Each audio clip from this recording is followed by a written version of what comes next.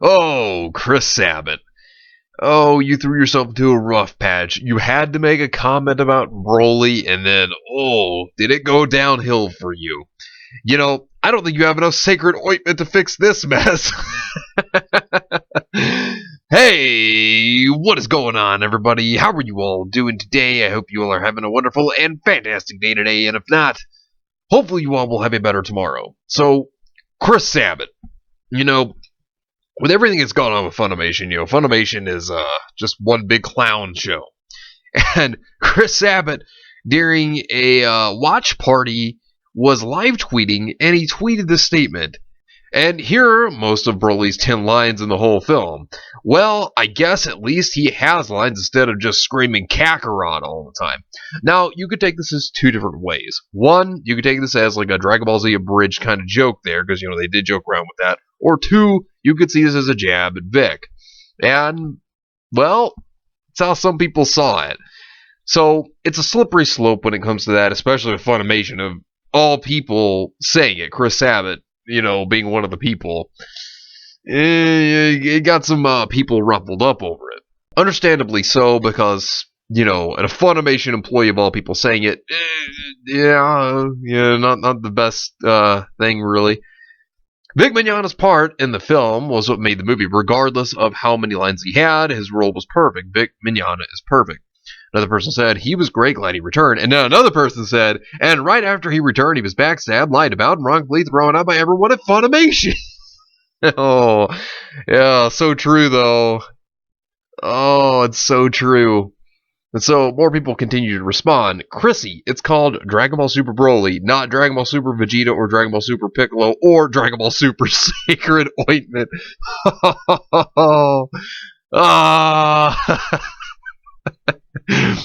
That is too good. Now, the thing about Chris Sabat, we all know where he stands. He stands with Moronica as well as Jamie the Heifer Markey. We all know that. I mean, very obvious. He's made that very clear. You really disappoint the hell out of me, Sabat. I'm sorry. Allow me to explain. You see, Broly had about 10 lines in the film, which is approximately 9 more lines than he's had in other films and video games combined, where he only screamed Kakarot again and again. Get it now? Nice. Feel free to apologize. You see, that's how Funimation employees treat people. You have to lick their boots to be their fans.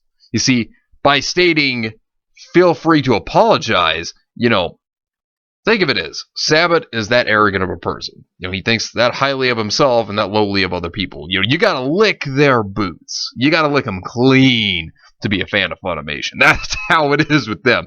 You gotta prove your worth to them. That's basically how it works.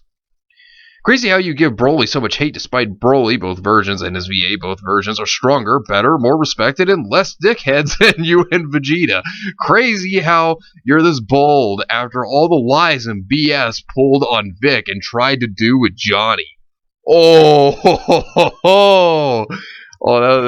was good.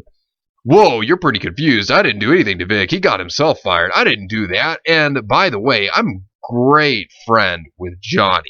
Oh, Sabat, no, oh my dear God, you don't get it, do you? To say that he got himself fired, Vic didn't get himself fired. You all planned that. I mean, seriously, this is why people have problems with you, because you did that yourselves. I mean, good Lord, you gotta be kidding me. Oh, wow. Talk about the arrogance of one person. Like, the evidence is all against you guys. I mean, it's all there. We have all seen it. But for you to sit over here and say that Vic got himself fired, yeah, you might want to rethink that statement. Not only that, but saying that you're a good friend with Johnny. Well, where were you then when Johnny was getting attacked by all those people and you just let it happen?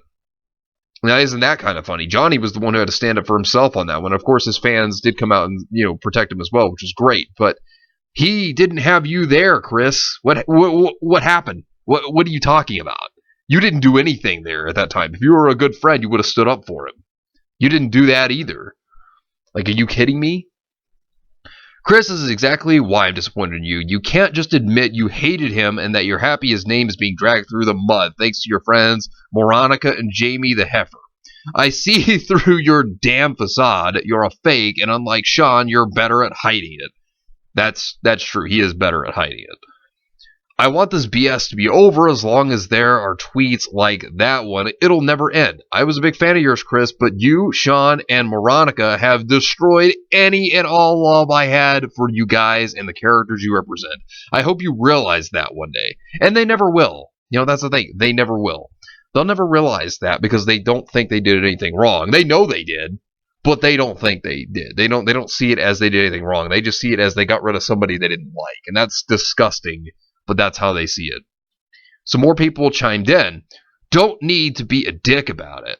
And then Christopher Sabat, he then responds with, people, I was rapid fire tweeting for an hour and a half. Perhaps I could have phrased this a different way, but I don't see why do many people see this tweet as mean. Broly is Space Tarzan, which is great compared to the classic Broly.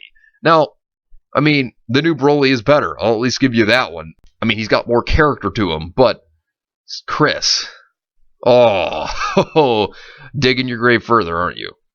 Most people who have met me know I like to make fun of Dragon Ball characters, including my own. I was a little upset they were bringing Broly back for the film, but when I saw the script, I was very happy they did. I hope to see Broly if they continue Super. Maybe he'll even speak. So why were you disappointed that they brought him back? Now, isn't that a kind of a suspicious thing to say? I mean, that's a bit strange to me. Why would you be upset about a character coming back unless it was because maybe, I don't know, you had to, deal with somebody that voiced with the character before that you didn't like? Oh, that's maybe a thought. I'm just saying, though. I'm just saying. You didn't like the tweet, huh? I thought it was funny, but not all jokes are for everyone, I suppose. Maybe you misunderstood it. In any case, I'll always be here for you when you decide to come back. Yeah. You gotta lick his boot. Remember that. Keep that in mind. You gotta lick his boot to come back. That's how they see it. That's how it is. A joke, like your talent? Oh, ouch. Says the guy who is jealous of a man who helped to make $30 million at the box office in America, and it's a character. It's based on Broly, not Vegeta or Piccolo, and yet you're jealous of a man who is more famous than the main cast. Ooh, yikes. Burn. Gonna need some sacred ointment for that, huh? You're right. At least his characters not all sound the same. You've been doing this for years. I guess years is what he meant. How have you not gotten better range? Hell, no one knew Broly was Ed. Everyone knows you have everyone at DBZ. Also, how's that sofa doing? Oh! Another person said, you mad Vic got to the top of the acting stage without sucking you off? Yeah, you mad. Grow up, Sabat. You second string fiddle. Second place wannabe. Oh. Some of this. Oh, man. Sabat. Oh, man. You got roasted. and that's the thing. Sabat is trying to hide how he feels about it. But, when you read through the lines of what he says, you can definitely tell how he feels about Vic. For one, saying that he got himself fired. You know what happened, Sabat. You know it was planned. Secondly, not only that, but, sitting over there saying you had a problem with the character. I don't get this. Like, what I don't understand is, why did you have a problem with Broly coming back? It's a character. Why would you have a problem with a character coming back for a movie? That's kind of bizarre, especially when the popularity of Broly is very high. There are many people who like the original Broly, and then, of course, to say that you have a problem with Broly coming back would only mean that you have a problem with the person voicing him coming back. That's the only problem that I could see out of that. You wouldn't be saying that otherwise, because who would have a problem with a character coming back unless you worked with that person and you had issues with them? That's the only thing I can see out of this. I can't see any other reason why you would have a problem with Broly coming back. So, of course, another person responded with, got himself fired. Sure, bud. Keep telling all your crazy devoted fans since they believe your word, and instead of investigating the situation themselves and seeing how all of you planned this out, all of you who got Vic fired were really good friends a day before this outcry. sad. And the big thing here is this, is that, obviously, when you look at what Funimation's done last year, how could you not be upset at what Funimation has said? I mean, calling the fans names, attacking them, insulting them. Seriously. Going around calling people incels and things of that sort. I mean, that's not a way to treat your fans. Clearly, you would think that they would have thought that through before they started calling people's names. Funimation, if they would realize, Chris Sabat and many others there, if it wasn't for the fans, they wouldn't be where they are. And that's true. That's a fact. That's why you always respect your fans. But clearly, you have to prove yourself to these people that you're fans, right? That's how it is with them. So Chris goes on to state, that's ridiculous. You really need to stop with the wild conspiracy theories. But are they theories, Chris? Are they, considering all the evidence that's out there that proves to say otherwise? That's not a theory when you have evidence to back that up. So then it got to the point where people were pulling this up. No reason. Look how he treats people like Colleen Clinkenbeard. Now, what this is Colleen talks about how, at first she says it was the engineers that would take things that they would say, and then, they had recorded, then they would put, them in a rap with adult music, if you know what I mean. And she says, no, wait, I think that was Chris. She said that's something that Chris Sabat would do. And, of course, Chris Sabat responds to this by saying, let's address this. First off, Colleen has a crappy memory like many of us when we're put on the spot at a con trying to be fun and tell stories. I never did that to her, and Colleen, a close friend by the way, later told me she remembered that it was one of the engineers. Hey, wait a minute. Okay, couple of things I want to spot on this one. Colleen has a crappy memory, like many of us when we're put on the spot at a con. Here's the funny thing. If she has a crappy memory, then why would she later on tell you that she remembered it was one of the engineers? Kind of funny that she would bring up something, that she said at a con, and then is like, oh yeah, by the way, Chris, I said something at a con, and I just want to let you know, it was one of the engineers, it wasn't you. Are you joking, Sabat? Are you kidding me? This sounds very suspicious for a response. It's a bit weird if you had to ask me. And then, of course, the same person brings up, regardless if it was you with a specific story, she says, totally something he would do. And even then, Colleen proves Monica Rial is a liar about the work environment at Funimation. And the funny thing is that in that clip of the deposition for Monica Rial, she says that the workplace is professional and, sometimes fun. See, here's the thing. We all know Monica's a liar. I mean, clearly obvious. Proven. I mean, there's evidence that's completely against all of her statements. Thing is that when you look at it, Funimation has their hidden agendas.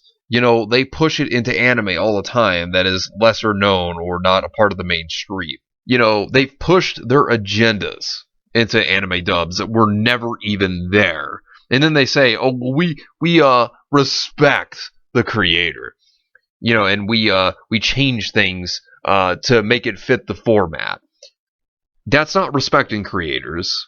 They go around, they've attacked the fans constantly. I mean, during the Vic case before the appeals, what were they doing?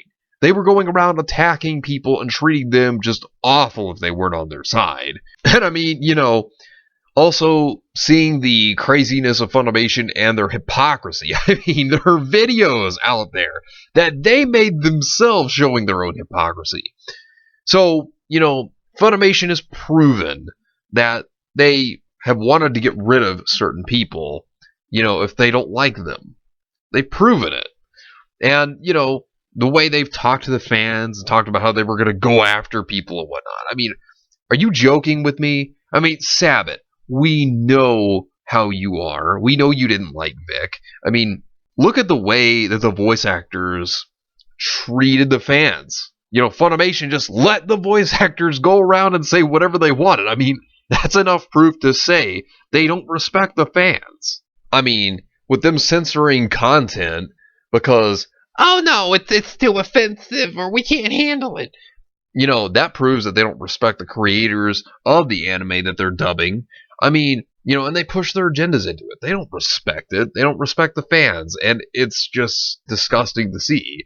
But hey, if there's one thing I'm going to say about this entire situation, it's this. Sabat, I think you're going to need some of that sacred ointment for some of those sick burns people threw at you. But anyways, let me know what you think about this entire situation down below. Subscribe to the channel if you were new here, and make sure you are still subscribed, because YouTube is unsubscribing people from all their favorite channels, so make sure you are still subscribed to all your favorite channels. Also, hit the video with a like if you enjoyed, and be sure to share the video on social media, spread the word, and get it out there. It's greatly appreciated, and it really helps out the channel a lot. Also, be sure to follow me on Discord. We have a wonderful community there. Not only that, but it will keep you updated on when the newest videos will be released, as well as any other events in the near future. So be sure to follow me on Discord. The link is in the description down below. But anyways, I hope you all have yourselves a wonderful and fantastic day today. And remember, if today was not a good day, tomorrow can always be better. Take care of yourselves and everyone around you. And have yourselves a good one out there, everybody.